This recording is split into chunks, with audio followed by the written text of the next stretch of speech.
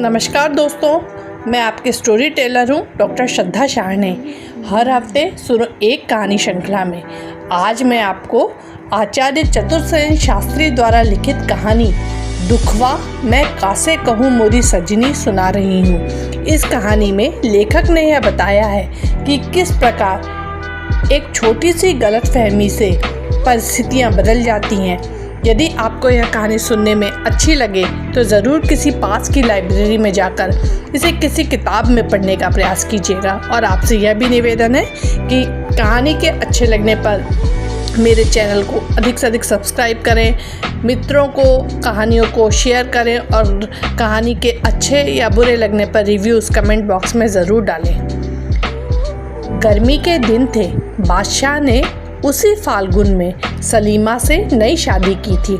सल्तनत के सब झंझटों से दूर रहकर नई दुल्हन के साथ प्रेम और आनंद की कलोले करने वह सलीमा को लेकर कश्मीर के दौलत खाने में चले आए थे। रात दूध में नहा रही थी।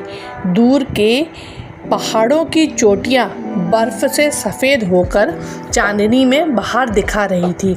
आराम बाग के महलों के नीचे पहाड़ी नदी बल खाकर बह रही थी। मोती महल के एक कमरे में क्षमादान जल रहा था और उसकी खुली खिड़की के पास बैठी सलीमा रात का सौंदर्य निहार रही थी। खुले हुए बाल उसकी फिरोज़ी रंग की ओढ़नी पर खेल रहे थे। चिकन के काम से सजी और मोतियों से गुथी हुई उस फिरोज़ी रंग की ओढ़नी पर कसी हुई कमखाप की कुर्ती और पन्नों की कमर पेटी पर अंगूर के बराबर बड़े मोतियों की माला झूल रही थी। सलीमा का रंग भी मोती के समान था। उसकी देह की गठन निराली थी। संगमरमर के समान पैरों में जरी के काम के जूते पड़े थे, जिन पर दो हीरे धक धक चमक रहे थे। कमरे में एक कीमती ईरानी कालीन का फर्श बिछा था, जो पैर लगते ही हाथ भर धंस जाता था। सुगंधित मसालों से बने हुए क्षमादान जल रहे थे। कमरे में 4 पूरे कद के आईने लगे थे। संगमरमर के आधारों पर सोने चांदी के फूलदानों में ताजे फूलों के गुलदस्ते रखे थे। दीवारों और दरवाज़ों पर चतुराई से गुथी हुई नागकेसर और चंपे की मालाएं झूल रही थी, जिनकी सुगंध से कमरा महक रहा था। कमरे में अनगिनत बहुमूल्य कारीगरों की देश विदेश की वस्तुएं करीने से सजी हुई थी। बादशाह 2 दिन से शिकार को गए थे। आज इतनी रात हो गई, अभी तक नहीं आए। सलीमा चांदनी में दूर तक आंखें बिछाए सवारों की गर्द देखती रही। आखिर उससे न रहा गया। वह खिड़की से उठकर अनमनी सी होकर मसनद पर आ बैठी। उम्र और चिंता की गर्मी जब उससे सहन न हुई, तब उसने अपनी चिकन की ओढ़नी भी उतार फेंकी और आप झुंझला कर बोली, कुछ भी अच्छा नहीं लगता, अब क्या करूं? इसके बाद उसने पास रखी बीन उठा ली, 2-4 उंगली चलाई, मगर स्वर न मिला। भुनभुना कर कहा, मर्दों की तरह यह भी मेरे वश में नहीं है। सलीमा ने उकताकर उसे रख कर दस्तक दी। एक बांदी दस्तबस्ता हाजिर हुई। बांदी अत्यंत सुंदरी और कमसिन थी। उसके सौंदर्य में एक गहरे विषाद की रेखा और नेत्रों में नैराश्य शाही थी। उसे पास बैठने का हुक्म देकर सलीमा ने कहा, साकी, तुझे बीन अच्छी लगती है या बांसुरी? बांदी ने नम्रता से कहा, हुजूर जिसमें खुश हो। सलीमा ने कहा, पर तू किसमें खुश है? बांदी ने कंपित स्वर में कहा, सरकार, बांदियों की खुशी ही क्या। क्षण भर सलीमा ने बांदी के मुंह की तरफ देखा। वैसा ही विषाद, निराशा और व्याकुलता का मिश्रण हो रहा था। सलीमा ने कहा, मैं क्या तुझे बांदी की नज़र से देखती हूँ? नहीं, हजरत की तो लौंडी पर खास मेहरबानी है। तब तू इतनी उदास, झिझकी हुई और एकांत में क्यों रहती है? जब से तू नौकर हुई है ऐसा ही देखती हूँ। अपनी तकलीफ मुझसे तो कह प्यारी साकी। इतना कहकर सलीमा ने उसके पास खिसक कर उसका हाथ पकड़ लिया। बांदी काँप गई पर बोली नहीं। सलीमा ने कहा, कसमिया, तू अपना दर्द मुझसे कह, तू इतनी उदास क्यों रहती है? बांदी ने कंपित स्वर में कहा, हुजूर, क्यों इतनी उदास रहती हैं? सलीमा ने कहा, इधर जहाँ पनाह कुछ कम आने लगे हैं, इससे तबीयत ज़रा उदास रहती है। बांदी ने कहा, सरकार, प्यारी चीज़ न मिलने से इंसान को उदासी आ ही जाती है। अमीर और गरीब सभी का दिल ही है। सलीमा हंसी। उसने कहा, समझी, अब तू किसी को चाहती है, मुझे उसका नाम बता, उसके साथ तेरी शादी करा दूंगी। साकी का सिर घूम गया। एकाएक उसने बेगम की आंखों में आंख मिलाकर कहा, मैं आपको चाहती हूँ। सलीमा हंसते हंसते लौट गई। उस मदमाती हंसी के वेग में उसने बांदी का कंपन नहीं देखा। बांदी ने वंशी लेकर कहा, क्या सुनाऊं? बेगम ने कहा, ठहर, कमरा बहुत गर्म मालूम होता है, इसके तमाम दरवाजे और खिड़कियां खोल दे, चिरागों को बुझा दे, चटकती चांदनी का लुत्फ उठाने दे और फूल मालाएं मेरे पास रख दे। बांदी उठी। सलीमा बोली, सुन, पहले एक गिलास शरबत दे, बहुत प्यासी हूँ। बांदी ने सोने के गिलास में खुशबूदार शरबत बेगम के सामने ला धरा। बेगम ने कहा, उफ, यह तो बहुत गर्म है, क्या इसमें गुलाब नहीं दिया? बांदी ने नम्रता से कहा, दिया तो है सरकार।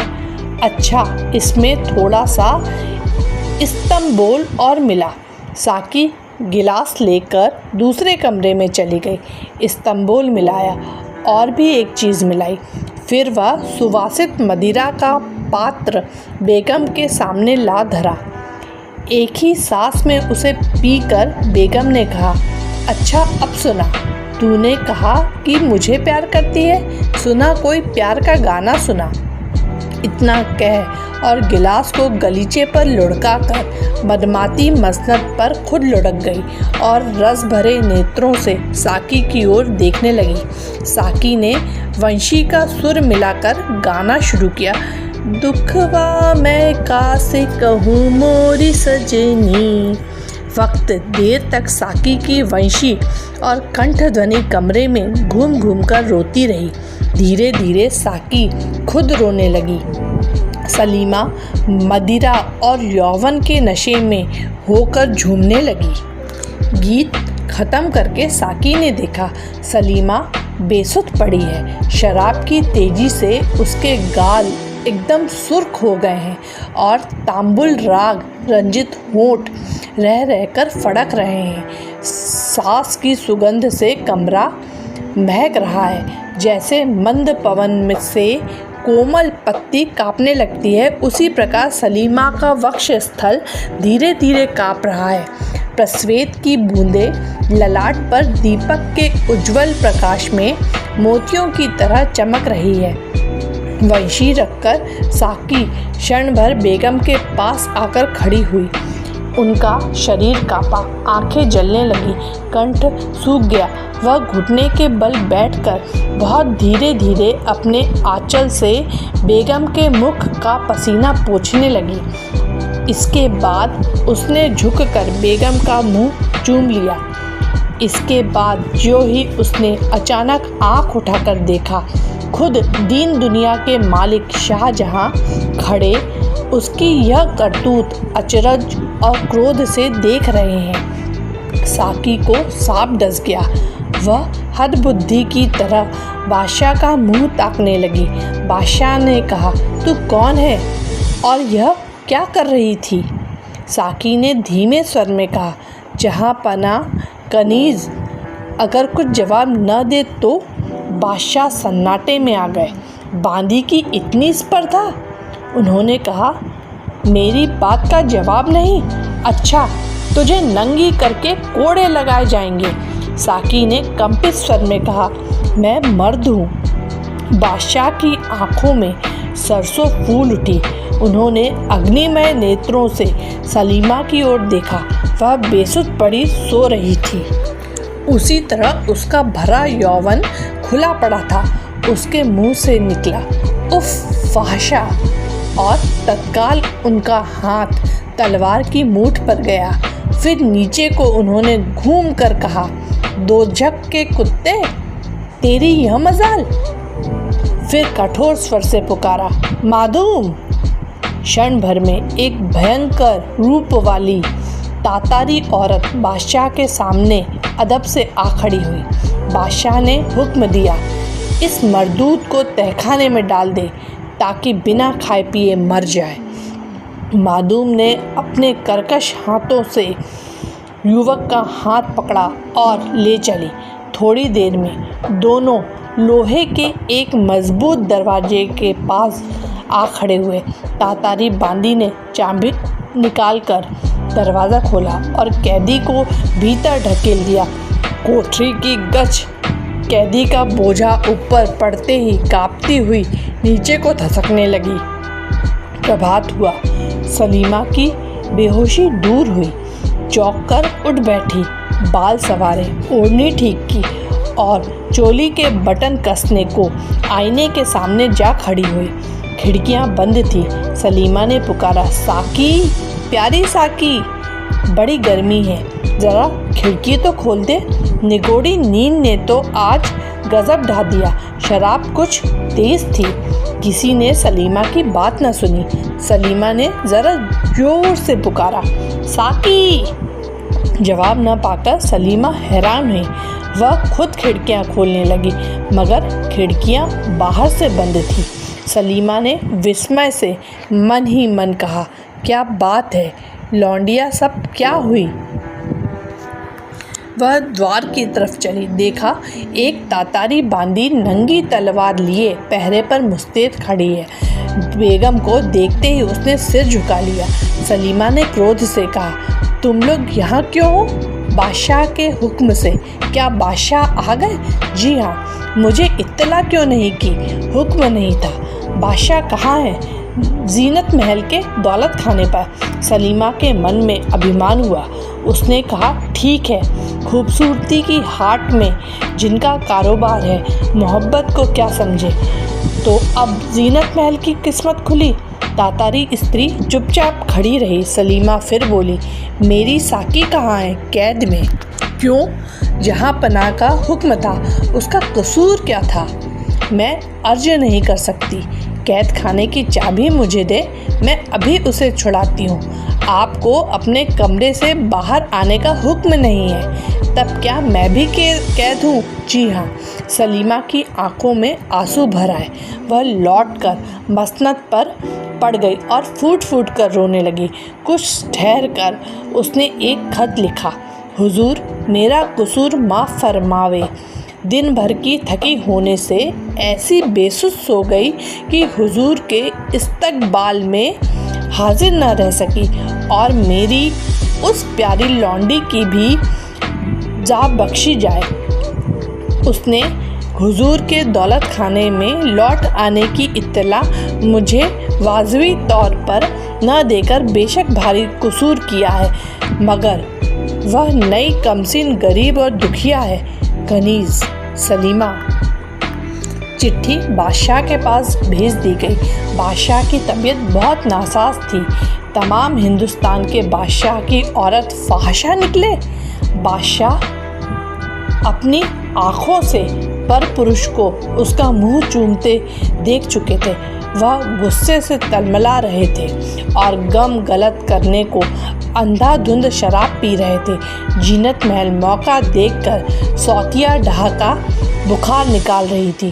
तातारी बांदी को देखकर बादशाह ने आग बबूला होकर कहा, क्या लाई हो? बांदी ने दस्त बस्ता अर्ज की, खुदाबंद, सलीमा बीवी की अर्जी है।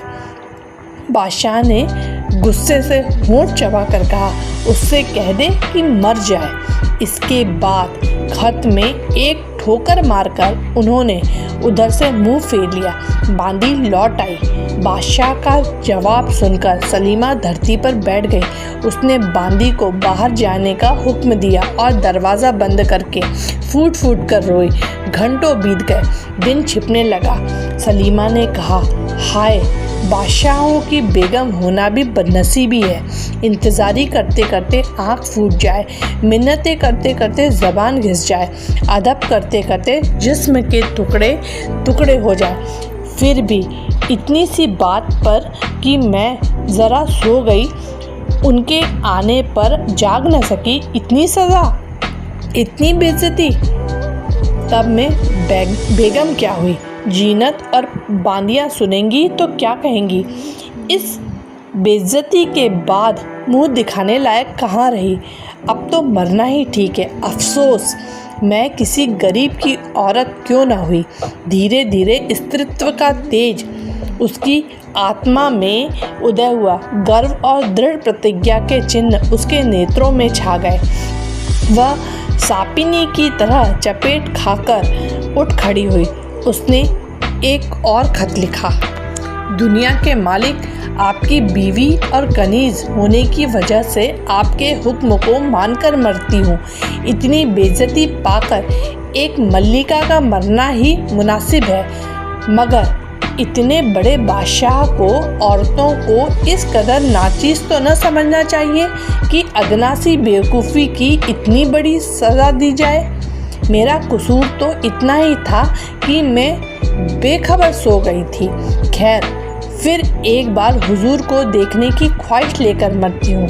मैं उस पाक परवरदिगार के पास जाकर अर्ज करूँगी कि वह मेरे शौहर को सलामत रखे। सलीमा खत को इत्र से सुवासित करके ताजे फूलों के एक गुलदस्ते में इस तरह रख दिया जिससे किसी की उस पर नज़र न पड़ जाए।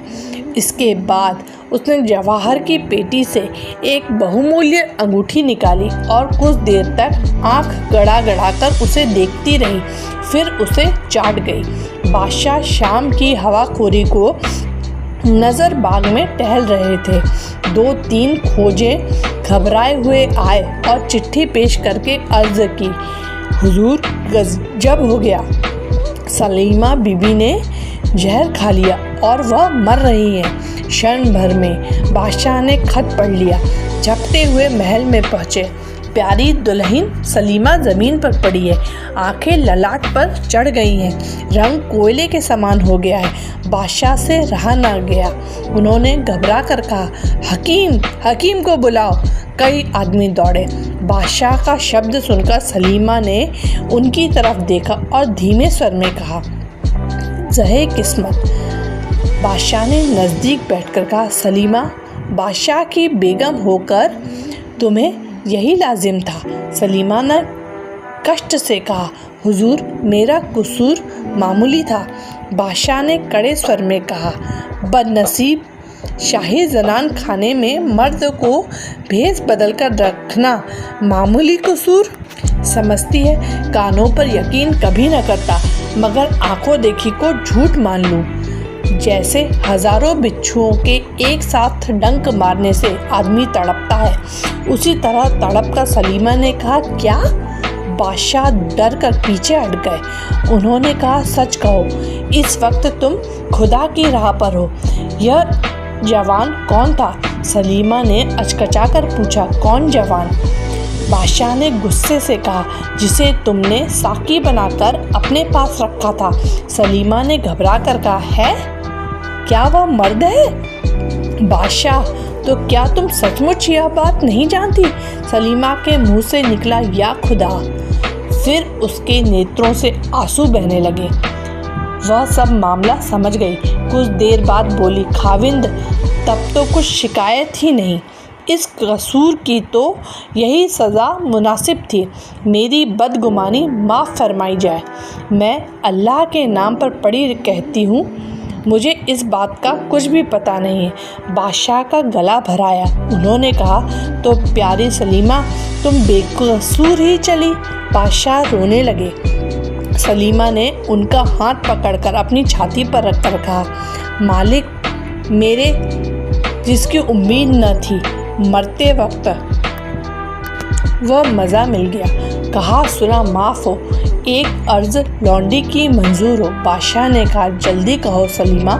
सलीमा ने साहस से कहा उस जवान को माफ़ कर देना। इसके बाद सलीमा की आंखों से आंसू बह चले और थोड़ी ही देर में ठंडी हो गई। बादशाह ने घुटनों के बल बैठकर उसका ललाट चूमा और फिर बालक की तरह रोने लगा। गजब के अंधेरे और सर्दी में युवक भूखा प्यासा पड़ा था। एकाएक घोर चित्कार करके किवाड़ खुले। प्रकाश के साथ ही एक गंभीर शब्द तहखाने में भर गया, बदनसीब नौजवान, क्या होश हवास में है? युवक ने तीव्र स्वर से पूछा, कौन? जवाब मिला, बादशाह। युवक ने कुछ भी अदब किए बिना कहा, यह जगह बादशाहों के लायक नहीं है। क्यों तशरीफ़ लाए हैं? तुम्हारी कैफियत नहीं सुनी थी, उसे सुनने आया हूँ। कुछ देर चुप रहकर युवक ने कहा, सिर्फ सलीमा को झूठी बदनामी से बचाने के लिए कैफियत देता हूँ। सुनिए, सलीमा जब बच्ची थी मैं उसके बाप का नौकर था, तभी से मैं उसे प्यार करता था। सलीमा भी प्यार करती थी, पर वह बचपन का प्यार था। उम्र होने पर सलीमा पर्दे में रहने लगी और फिर वह शहंशाह की बेगम हुई, मगर मैं उसे भूल ना सका। 5 साल तक पागल की तरह भटकता रहा। अंत में भेष बदलकर बांदी की नौकरी कर ली। सिर्फ उसे देखते रहने और खिदमत करके दिन गुजार देने का इरादा था। उस दिन उज्जवल चांदनी, सुगंधित पुष्प राशि, शराब की उत्तेजना और एकांत ने मुझे बेबस कर दिया। उसके बाद मैंने आंचल से उसके मुख का पसीना पूछा और मुंह चूम लिया। मैं इतना ही खतावार हूँ। सलीमा इसकी बाबत कुछ भी नहीं जानती। बादशाह कुछ देर चुपचाप खड़े रहे। उसके बाद वह दरवाजे बंद किए बिना ही धीरे धीरे चले गए। सलीमा की मृत्यु को 10 दिन बीत गए। बादशाह सलीमा के कमरे में ही दिन रात रहते हैं। सामने नदी के उस पार पेड़ों के झुरमुट में सलीमा की सफ़ेद कब्र बनी हुई है। जिस खिड़की के पास सलीमा बैठी उस दिन रात को बादशाह की प्रतीक्षा कर रही थी, उसी खिड़की में उसी चौकी पर बैठे हुए बादशाह उसी तरह सलीमा की कब्र दिन रात देखा करते हैं। किसी को पास आने का हुक्म नहीं। जब आधी रात हो जाती है तो उस गंभीर रात्रि के सन्नाटे में एक मर्म भेदिनी गीत ध्वनि उठ खड़ी होती है। बादशाह साफ साफ सुनते हैं, कोई करुण कोमल स्वर में गा रहा है, दुखवा मैं कासे कहूँ मोरी सजनी। यदि आपको यह कहानी सुनने में अच्छी लगी हो तो इसे ज़रूर अपने मित्रों को शेयर कीजिएगा। धन्यवाद।